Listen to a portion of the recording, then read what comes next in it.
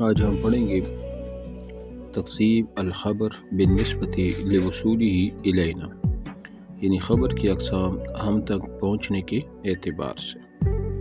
یعنی ناقلین کے اعتبار سے خبر کی دو قسمیں ہیں، ایک کا نام ہے خبر متواتر اور دوسری کا نام ہے خبر آحاد۔ پھر خبر آحاد کی اپنی قسمیں ہیں، خبر متواتر کی بھی قسمیں ہیں، تو آج ہم اسی کو وہ پڑھتے ہیں کہ خبر متواتر کسے کہا جاتا ہے، ان کی اقسام کون سی ہے اور اس طرح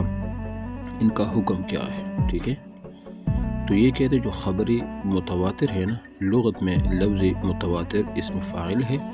جو تواتر بمعنی تتابع یعنی لگاتار سے مشتق ہے۔ جیسے آپ کہتے ہیں تواتر المطر یعنی بارش مسلسل اور لگاتار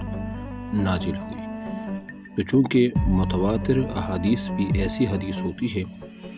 جو کہ تواتر کے ساتھ آپ علیہ السلام سے وہ روایت ہو، یعنی اس کو اتنے صحابہ روایت کرے جن کا تعداد زیادہ ہو اور وہ تعداد جو ہے نا اس میں اتصال ہو،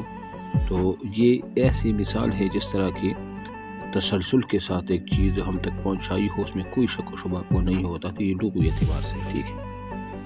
اصطلاحی اعتبار سے ما رواہ عدد کثیر کہ ان کو اتنی تعداد جو ہے نا یعنی راوی رجال راوی ان کو وہ روایت کرے کہ عادت اتنی بڑی تعداد کی جھوٹ پر متفق اور جمع ہونے کو محال جانے،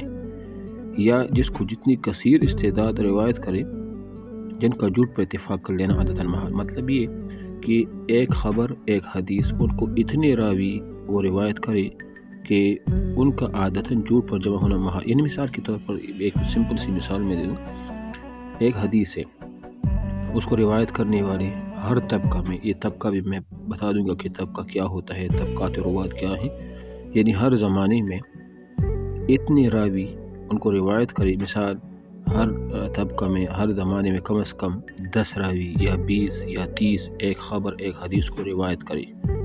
تو دیکھو نا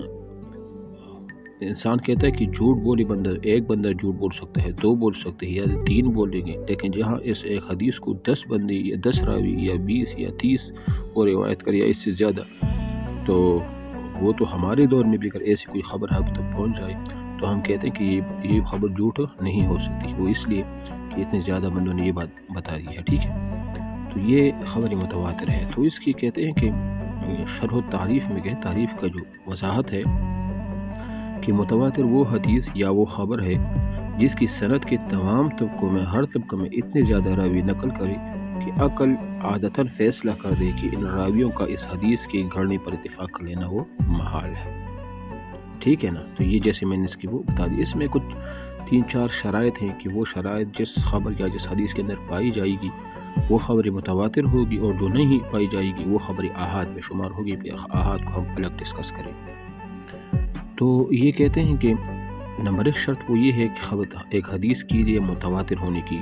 کہ نمبر 1 ہے کہ اسے راویوں کی کثیر یعنی زیادہ تعداد روایت کرے، اور اس کی کثرت یعنی زیادہ ہونا کہ کم سے کم تعداد میں کئی اقوال ہیں، مختار یہ ہے کہ کم از کم افراد 10 ہو، اور یہ علامہ ابن حجر اسقلانی کے نزدیک ہے کہ اگر ایک روایت کو کم از کم 10 راوی روایت کرے تو اس کو ہم کیا کہیں گے، اس کو ہم خبر متواتر کہیں گے،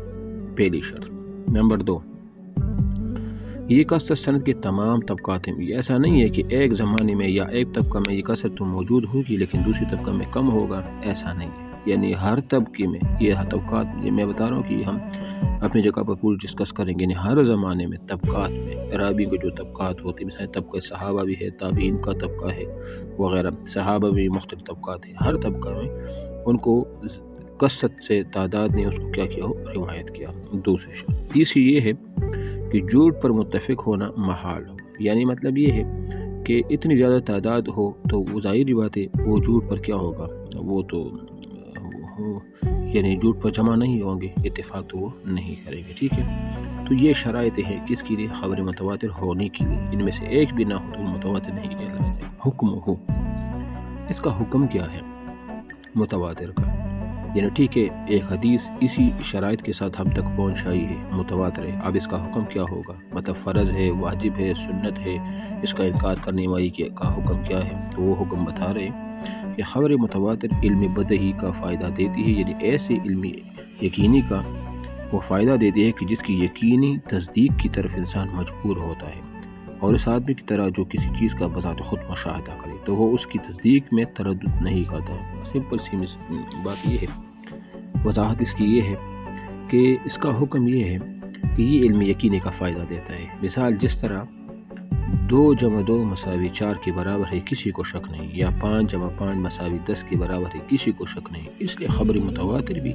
چونکہ اپنی شرائط کے ساتھ ہم تک پہنچ آئی ہے تو اس کی ثبوت میں اور اس کی یقینی ہونے میں اور اس کی حدیث ہونے میں کوئی شک و شبہ نہیں، جس طرح 5+5=10 میں کوئی شک و شبہ نہیں، اس طرح سے تو اس کا منکر جو ہوگا وہ کافر ہوگا، اور اس کو اس میں